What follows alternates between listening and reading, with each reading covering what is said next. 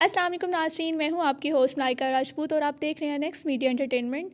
اللہ خالق ہے، مالک ہے، یہ وہ نام ہے جو ہمیں جینے کی امید دیتے ہیں، لیکن سوال یہ ہے کہ اللہ ہے کہاں؟ کچھ لوگ کہتے ہیں کہ آسمانوں میں ہیں، کچھ کہتے ہیں کہ انسانوں کے دلوں میں ہے، اور کچھ لوگ ایسے ہیں جو اللہ کو تلاش کرنے کے لیے پہاڑوں جنگلوں میں نکل پڑتے ہیں۔ تو آج کے ہمارے ساتھ جو گیسٹ موجود ہیں، ہمارا ان سے یہی سوال ہے کہ اللہ کو کیسے تلاش کیا جائے۔ السلام علیکم عمر صاحب۔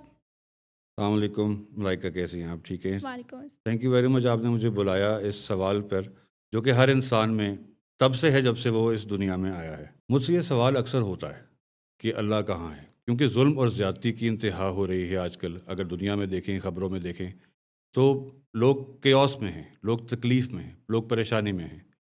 تو پریشانی اور دکھ اور تکلیف میں ایک سوال اندر سے نکلتا ہے کہ اللہ کہاں ہے اور ظلم اتنا کیوں ہو رہا ہے؟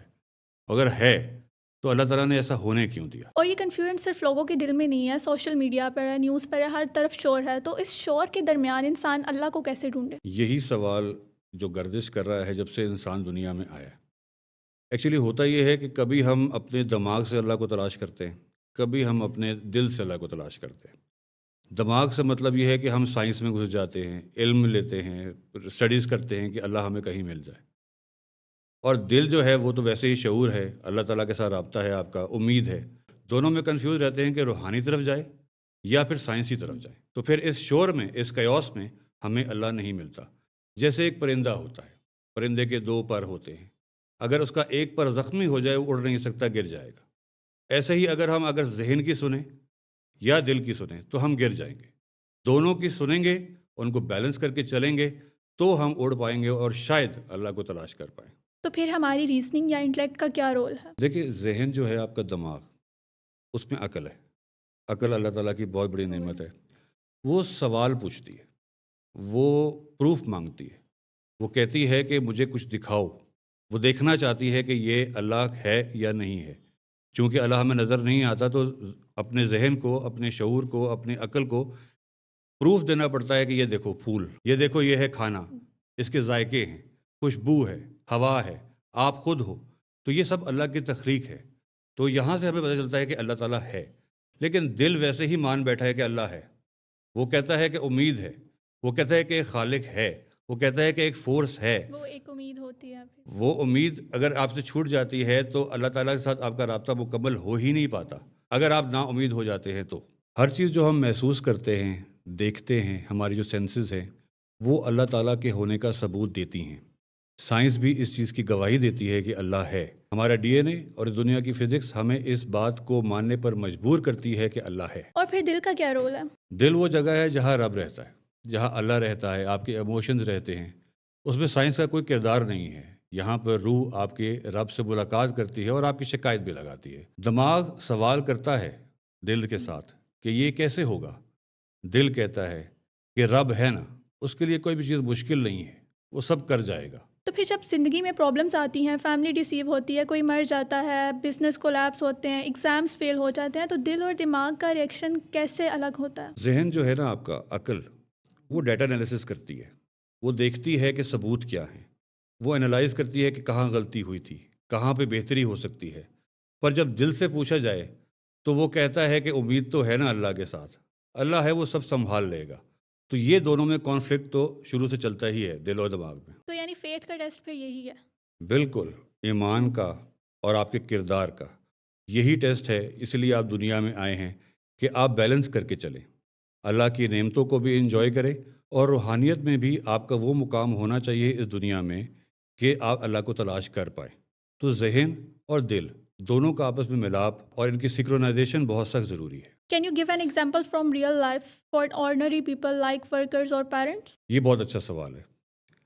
چلے امیجن کریں ڈیلی لائف کی ایگزامپل لیتے ہوئے کہ ایک ماں ہے، وہ اپنے بچے کو ہسپتال لے کے گئی ہے۔ ڈاکٹروں نے تمام ٹیسٹ کر لیے ہیں، سب ناکام ہوئے ہیں، اور ڈاکٹرز نے کہا ہے کہ اب ہم اس کو نہیں بچا سکتے۔ تو وہ دعا کے لیے ہاتھ اٹھاتی ہے کہ اللہ تعالیٰ اس کو بچا لے، جبکہ دماغ اور لاجک کہہ رہا ہے کہ کچھ نہیں ہو سکتا، بیماری کھا گئی ہے بچے کو، لیکن پھر بھی وہ ہاتھ اٹھائے گی، روئے گی، اللہ کے سامنے گڑ گڑائے گی کہ اس کو صحت دے دے۔ تو یہ ہے بیسیکلی فیتھ اور ایمان، اور یہ ڈیلی لائف میں جو ہمارے ساتھ ہوتا ہے۔ تو یہ بیلنس کیسے اچیو ہوتا ہے؟ دماغ میں، ذہن میں آپ کے لاجک ہے، آپ کے پروفس ہیں، لیکن دل میں آپ کے پاس ایک نور ہے، ایک فیتھ ہے، ایک ایمان ہے، جس کو لیتے ہوئے آپ ذہن کی بات کو تسلیم کر پائیں گے، اور ذہن کی بات دل تب مانے گا جب اس کے پاس لاجک ہوگا۔ تو یہ بیلنس ہونا بہت سخت ضروری ہے۔ مثال لے لیجیے کہ آپ نماز پڑھ رہی ہیں، اور نماز میں آپ کو پتہ نہیں ہے کہ آپ کیا پڑھ رہی ہیں۔ آپ سجدہ کر رہی ہے تو آپ کو پتہ نہیں کہ آپ اللہ تعالیٰ سے کیا مانگ رہی ہیں، اللہ تعالیٰ سجدے کا کہا کیوں۔ تو اس چیز کو جاننا اور اس کی روح کو جاننا ضروری ہے کہ اللہ تعالیٰ نے آپ سے مانگا کیا۔ ادروائز تو صرف وہ ٹکرے ہی ہیں، آپ کا سجدہ وہ مانا نہیں جائے گا، نہ آپ کو پتہ چلے گا اور نہ ہی وہ قبول ہو پائے گا۔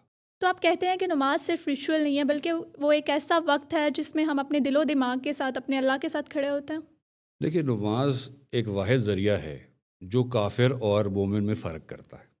وہ اس لیے ہے کہ اللہ تعالیٰ کہتا ہے کہ 5 وقت تم میرے پاس آؤ۔ اذان کی آواز آتی ہے کانوں میں، اللہ بلا رہا ہوتا ہے۔ نماز میں جب ہم کھڑے ہوتے ہیں تو ہمارا رابطہ اللہ کے ساتھ ڈائریکٹ ہوتا ہے۔